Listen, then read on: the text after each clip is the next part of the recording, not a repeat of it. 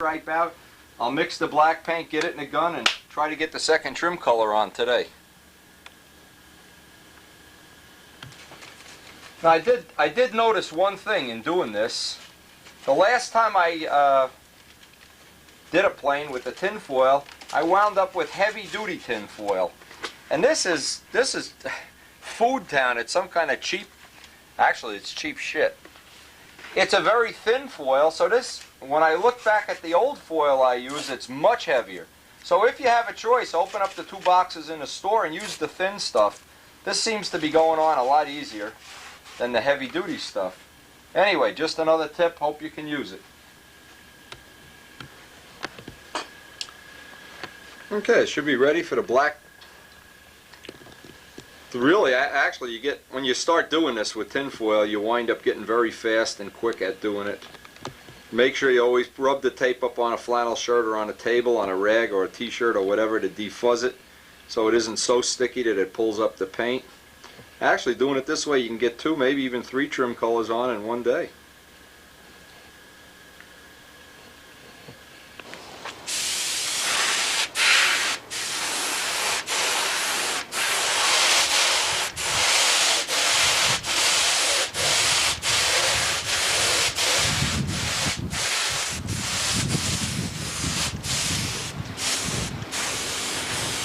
And just to make it exciting here, the wind is coming up. Just what we need, right? Just like I'm thinking this is the last of the good weather here. Hope I can get this finished before it either snows or rains or whatever. Who the hell knows what's going to happen.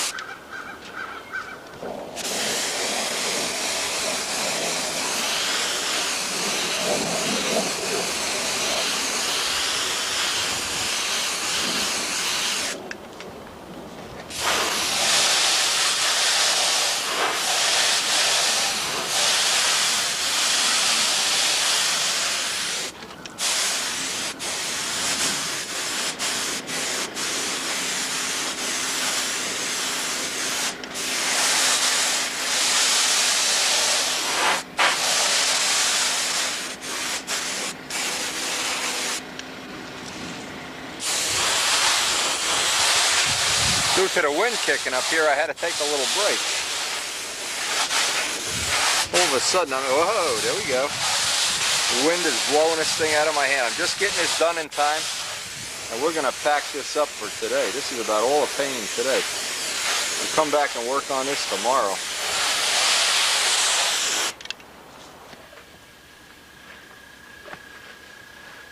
Okay, all I want to do is pull the tin foil off of this guy now, and then we'll put him aside to dry. That black looks like it dried up real nice. And of course, be real careful now because some of the tape is actually over the yellow trim. So we'll just pick away at this real slow and careful.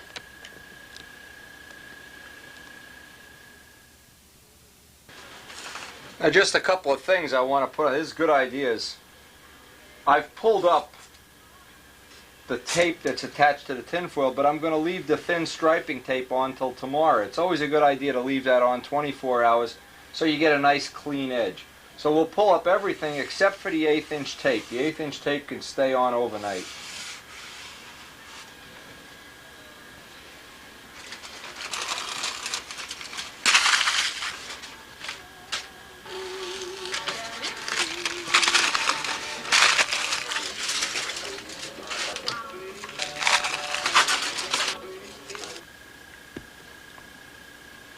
Right now, in pulling off the tape, there's only one bad spot I can see right here. Let's see if I can get this on the macro lens. Where the impression of the tape, I must have pressed on this when I was out there with the wind blowing.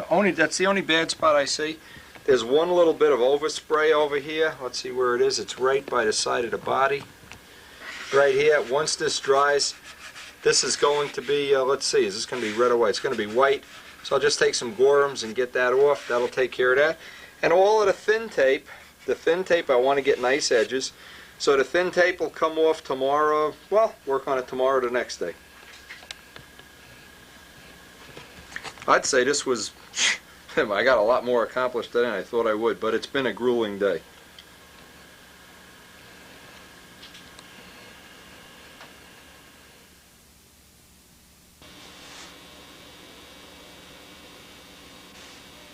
Oh well, today, before I get started on that, I went through the mail. Wanted to pick out some nice pictures to share with you. This is Bob Parker, of course, and this is one beautiful, I love the colors too, purple and white. This is John Lytle from Kirkland, Washington. And I wanted to show this picture here. This is Gary Nelson with a Jack Sheik's mosquito. Let's make this turn. So this is really a nice picture here. Two Fox 35s, elliptical tail, twin. Now in a note, he sent a note that Paul Walker went out to fly it with him, but it was too cold. Good thing they don't live in New York City. It's cold here too! Woo! It's cold out there this morning. Am I glad I got that painting done yesterday? Oh man, you don't want to hear about how cold it is out there today. Anyway, we did get a lot of the trim painted. This is another thing. Now this is really funny. I got a note from the country of China, and I can't even read the writing, but it says, I need ST60 5 pieces, $, question mark, $. And he included this photo. This is actually from Chen Long, one of my customers, and this is one of the Chinese planes. Nice paint job, kind of original. Obviously side exhaust engine here. What else can we see? Wooden prop. Looks like he has Brian Ether wheel pants. Nice. Anyway, we're going to go over and try to rip off some of that tape today. Rip off, I love that word.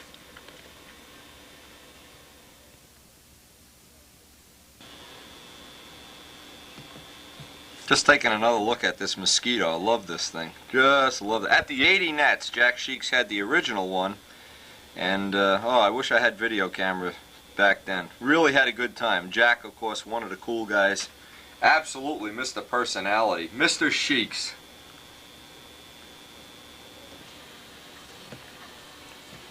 Okay, this tape has been sitting overnight, and what I'm going to try to do real carefully, I'm breaking this back at a 90-degree edge and going real slow, especially with the 3M tape. I want to see that, yeah, the line and the edge is real nice here. This seems to be the best way. It tears the edge.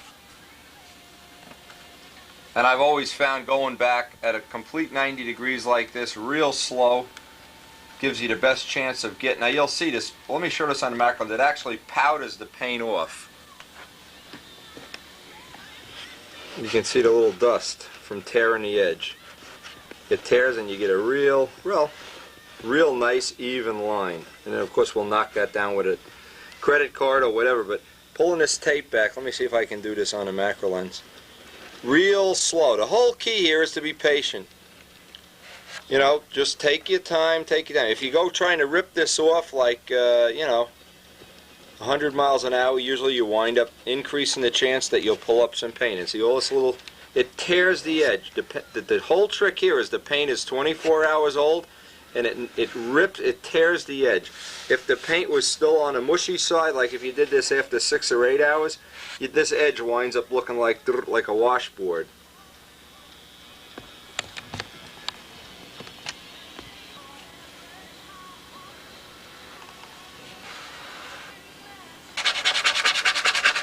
Now if you take a credit card or an ink line template, I'm going to do one panel at a time here, and just very carefully and slowly just shave it at like a 45-degree angle. You knock off all this loose dust, and it knocks the edge down, say 80–90% of the edge. Now you have to go both ways. Once you go this way, you have to also go this way, or you don't shave the edges going this way. Again, the best thing for this is a new credit card. Unfortunately, all my credit cards are worn out. The edges are all radius from Karen using them to buy dolls. But if you spend a few minutes on each one, and which is what I'm going to try to show here, go in both directions on a little bit of an angle. Now, you don't want to go on it straight up into it, or it's going to just hook. It's going to do that. A little bit of an edge. You definitely don't sand the edges. If you sand the edges, when you go to put the clear on, you're going to have crooked edges. Would be the best way I can think of. Okay, I'm going to try to knock this. I'm going to do one panel at a time. I'm not in a rush today. It is freezing outside. This is like, I am so glad we got as much done yesterday as we did. I just hate painting outside when it's cold. And what I find is by doing one panel at a time, usually I can maintain my level of patience. Now, when that's all done, this is one of my other favorite little techniques. Get a little M600, start at one end and just wipe it off. And you'll see all the little dust, all the little paint dust that you just knocked down will come right off. Also, another thing, any of the overspray, if you see little spots of overspray, M600 takes it right off. M600 will take it right off. And if you work one panel at a time, we have one panel done. I'll do the rest of them with the, off camera. There's no point just going over and over this. You can look around. I see a little overspray down here, just a little bit. Any little fixing up, there's a hair and a silver right here. I can kind of start cleaning up these patterns and panels. I see a little spot here I'll have to touch up later, but that's black. I can do that with an ink pen even. Now when I'm all finished, and this is a good time to start the ongoing touch-ups. I notice I've scuffed through in one little spot here. Boy, try to do this without your glasses. I've got one little spot. From this point on, I'll keep my little jars of touch-up paint and some thin brushes around. It's just a lot easier to do it on an ongoing basis than it is to wait till you're all done, and then you'll probably forget or skip or be in a rush. We'll get one of those real nice days and everybody will want to be outside painting. If you touch up on an ongoing way, seems like at the end of the job it's just so much easier. At least I like to do it that way. Okay. Even here I see one little spot I could touch up.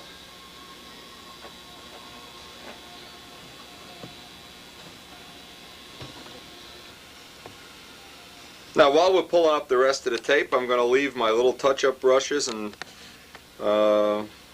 touch-up paint, let's call it, right in a box.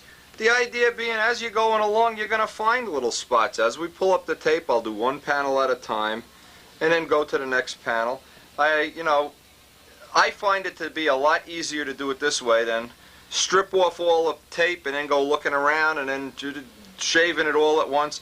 If you do one panel at a time, leave your little card down there, bingo. I think that's a much easier way and you'll have much better results.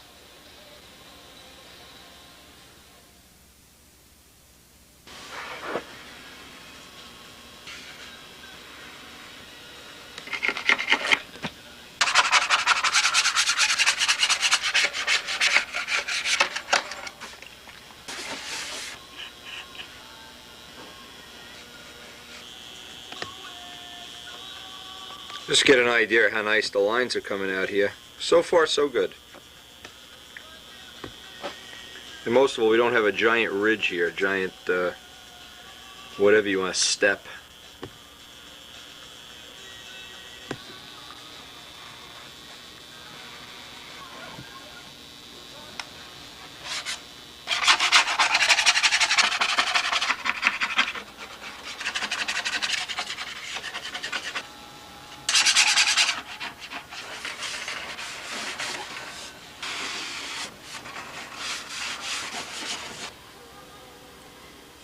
Now I have a spot here right around the curve where I'm not happy with the outline.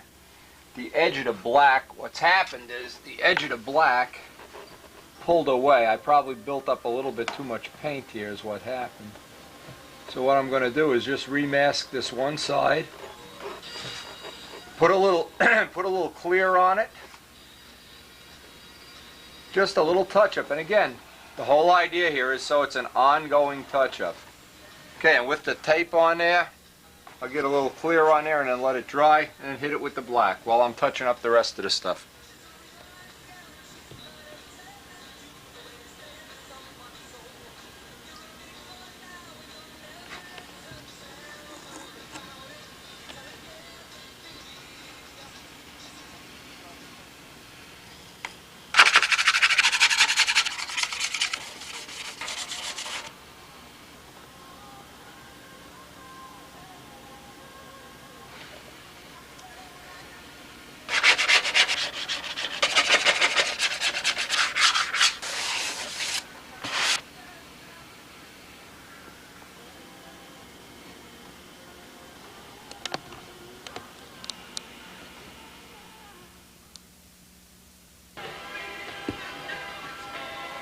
Now what I did now, I put the flaps and elevators on and I'm starting to lay out, using the same patterns, roughly the same patterns, starting to lay out the rest of the trim on the flaps, and then I have to decide how I want to do the elevators and stabilizer.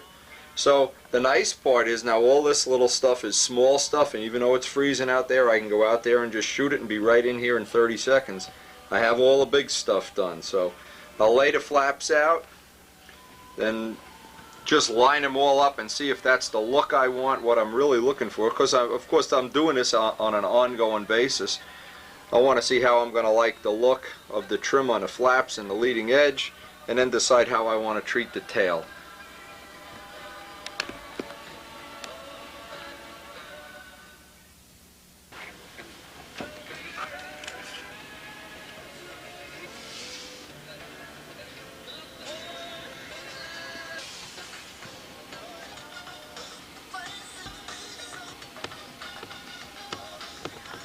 Now the whole trick here is to get this flipped over and match up all the tape lines right along the edge. Obviously what we want to do is get it as even as possible. But believe me, doing these curved lines without patterns would be almost impossible. Even with the patterns, it's a lot of work, very labor intensive.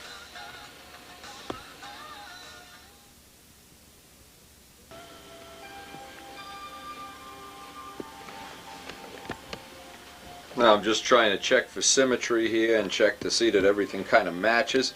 Leaves me a nice big bar in here to put the lettering, and we hope of course the lettering will be one of the focal points. Now I have to decide what I'm going to do back here. Well, first thing I'll do so it gets time to dry is I'll seal up all the tape lines with clear.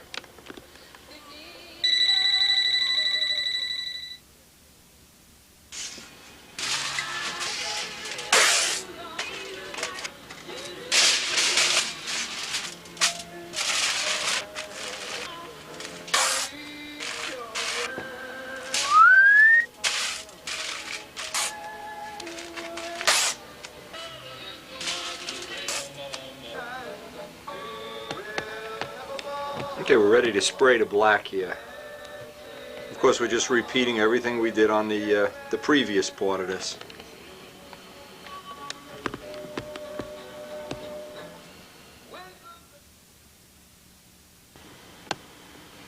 Now, even though it's sunny out there, it is brutally cold. So what I did this off camera. I didn't want to bring the camera outside on such a cold day. Anyway, we got the black drying up on the flaps. By the way, this is a convenient way when you want to hang little parts like this. Just stick a pin into some ceiling tile, let them hang up, and of course we'll give this an hour or so to dry. Now keep in mind, one of the things we're trying to do, if you did all the trim at once, you know, this is the thing where I want to have, now while this is drying, I can be working on a tail. While the tail is drying, I can go back and do the yellow stripe. While the yellow stripe is drying, I always want to be able to flip-flop back and forth between two things. I think it makes, at least it breaks it, for me, it breaks the monotony of just working all constantly on one thing. This way we're going to do a little, the next thing I do is I'll lay out the striping on a tail, And I can be thinking about when this dries, put the yellow on. It just breaks up the monotony. And this can be, you know, you're putting in 100, 150 hours into a finish. You know, it just breaks up the monotony, that's all.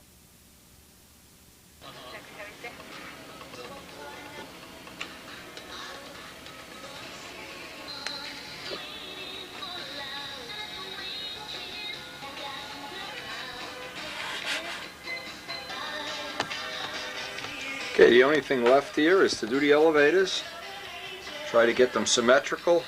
Of course, we have to drop this down to half the thickness. Everything on the tail is half the thickness of the wing. So I'll make up, shorten the patterns the same amount for here, and then hope that we like what we're, you know, what we've arrived at here before we actually do the spraying.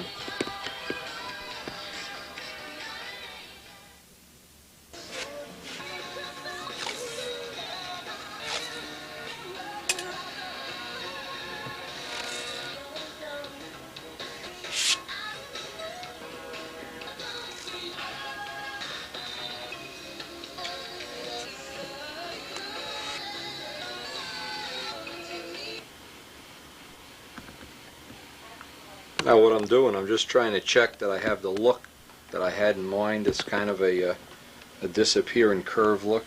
And I'll do the last, all I have is one more elevator to do, and then get the tin foil on here and get the black sprayed. And then we can go over there and work on the flaps for a little while.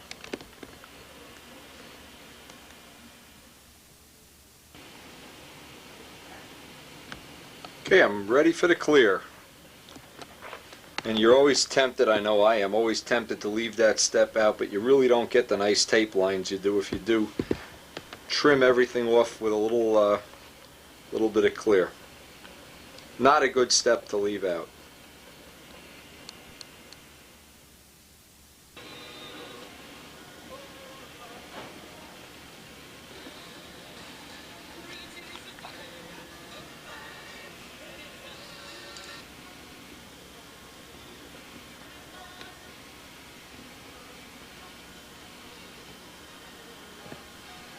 Okay, we're ready to cover this with tin foil, and we'll do this just the same procedure over and over again till we get everything back masked.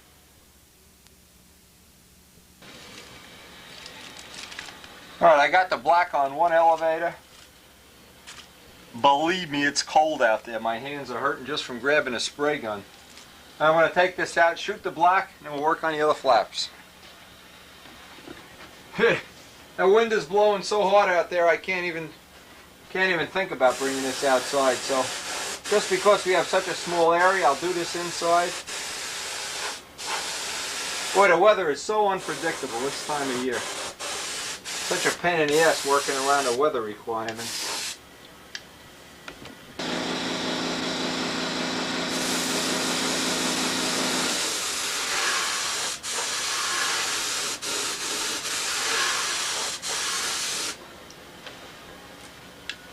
See, now the whole deal is if we didn't do it this way, flip-flopping back and forth, we'd have to wait for this to dry and have nothing to do for the next couple hours. So now I can go work on the flaps. I always have something to do. That's the whole theory behind doing it this way. So you always can be busy.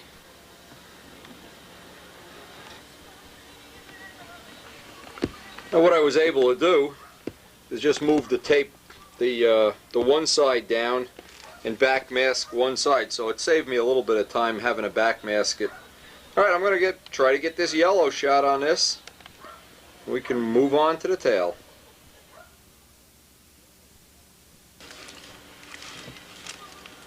Now remember the trick here. The trick here, wait a half hour or so, pull the tin foil off, but leave the 1/8 inch stripe tape on. And then tomorrow morning, we'll pull off the 1/8 inch stripe tape and we'll have hopefully real good edges, just be a repeat of what we did over there. Now because it's so cold out there, I got everything up by the heat vent and I got the heat turned way up in the house, so it'll kind of cook some of this off, and then I can get over there and work on the other pair.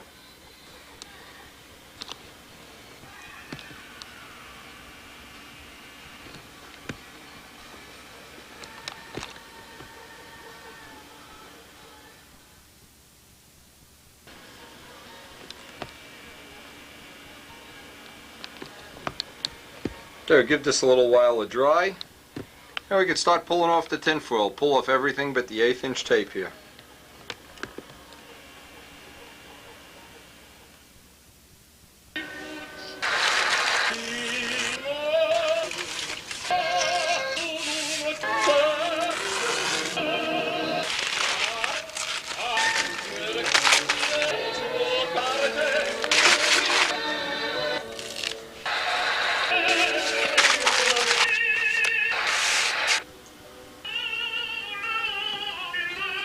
Now tomorrow we'll come by and pull off all the 1/8 inch tape.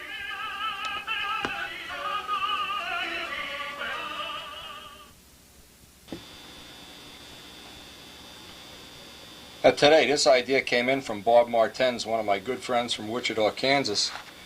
In fact, he sent me this for free. I like the price. This is a machinist ruler, but you notice it's black with white numerals.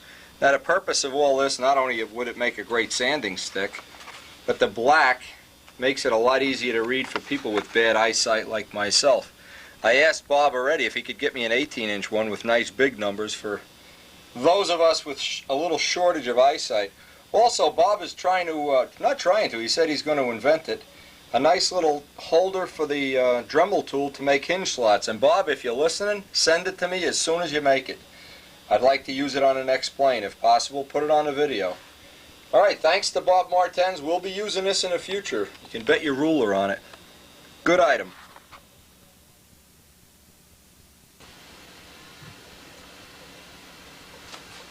Now, I had a little bit of time today. I wanted to just put this on the video so people might be a tip you can use. I'm going to spray white as the next color. I'm not going to spray it today.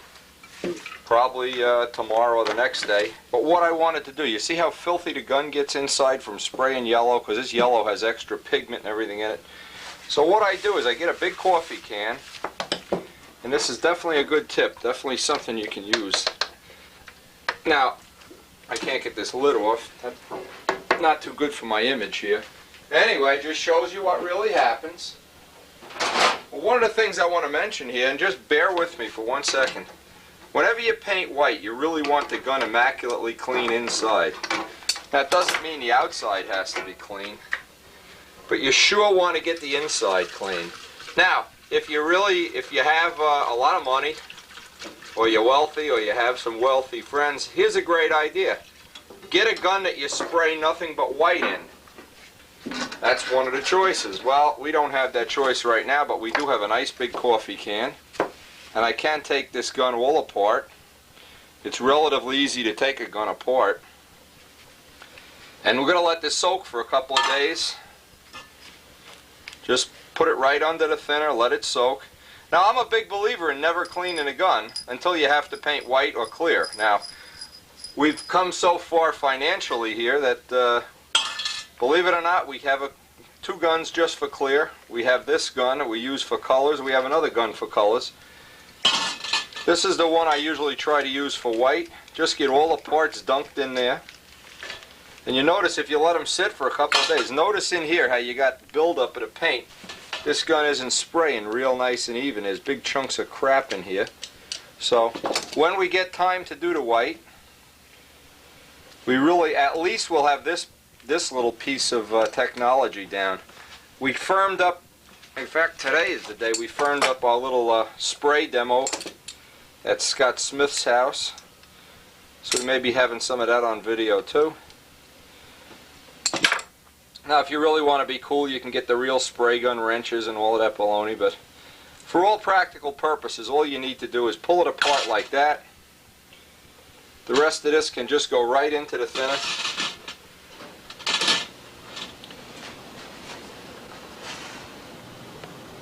Now you notice what I did. I took the Sig White, added extra pigment, fisheye killer, and Flexol, marked it up that it's ready to spray, because we'll put some in the gun. I have a little bit of, where the heck's the jar? A little bit of extra thick paint that isn't thinned yet, and so I marked that jar, add thinner only, in case I want to thicken up the mix. I'll let this sit for a couple of days here. You can see it's already starting to dissolve it. Now, if you really want to be professional about it, you can use retarder or high gloss thinner to clean a gun. That's a good choice. Best idea now is, when we're all done, Fill the gun with white. Go out and spray some linoleum or a tree or a cat or something. Come in, get rid of that white, because that white will already absorb whatever junk is in the gun. Clean the gun again and put fresh white in. White is the one color that every little bit you can clean the gun will be a big help.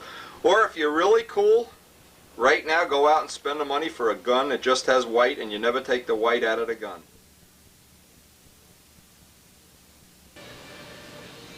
Now we didn't have, and it's strange, over the New Year's weekend we didn't have a lot of time to really do anything mechanical, but what we did have time to do, and this is a good tip too, we're going to try to do, I mixed up the orange, we're going to put the thin stripe between the yellow and the black, we're going to try to make it orange. We'll not have time for any of this today, I'm just doing setup and preparation work.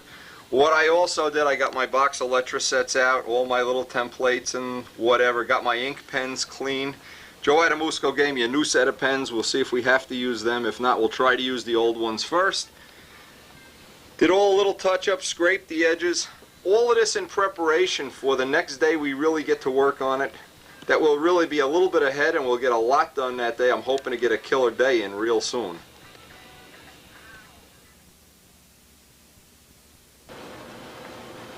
Now another thing, just speaking of things to get ready while the gun is soaking here and all the other little paraphernalia. I bought a book and I'll show it on a video when we get to the point. I bought a book on gold leaf lettering. It's pretty intensive. It was a $30 book and I'm reading up on how to do gold leaf because of course I'm going to try to do it. This will be all on a future video. But as of today I had time. I cleaned up the whole shop. I went out and bought paper towels. I hope this will see me through the next month or so. Getting everything in the shop in order is a pretty good idea and we're pretty much under control here. Having everything in order now the next time we actually get to work on this, and I hope that's going to be within a day or two. Stacy's home for Peru, and so we're going to spend probably the whole next couple days with her, debriefing her, so to speak. And I ordered up a whole bunch of new Letra sets. By the way, new Letra sets, I got the shock of my life when I went up to Pearl Art Supply. $16 a sheet, so Tom Lay Letra sets are starting to look better and better. But just getting everything in order, getting it ready.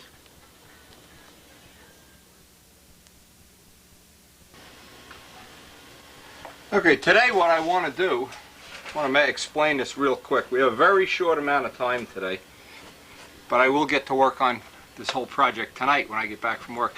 Here's what I did. I mixed up what I thought would be the brightest color yellow possible. Midgley had gotten me some fluorescent yellow pigment and I put it in with some orange paint. Mixed this all up with Flex Oil and fisheye and everything, so it's a very bright orange. What I wanted the bright orange to do is separate the two colors. Let me show what I wanted to do. In other words, I looked at maybe making this color in here, who knows, blue, silver, whatever. You could even leave it silver. But with the orange, it'll really have a bright accent. So, anytime you want to tape off, and this is a very common thing, you want to tape off between two stripes, the first most important thing is that you get all the edges knocked down, and I've already done that off camera just to save some time. And to get a perfect mask on from the yellow and the black and seal it with clear. If you don't seal it, you're going to get an edge that looks like that.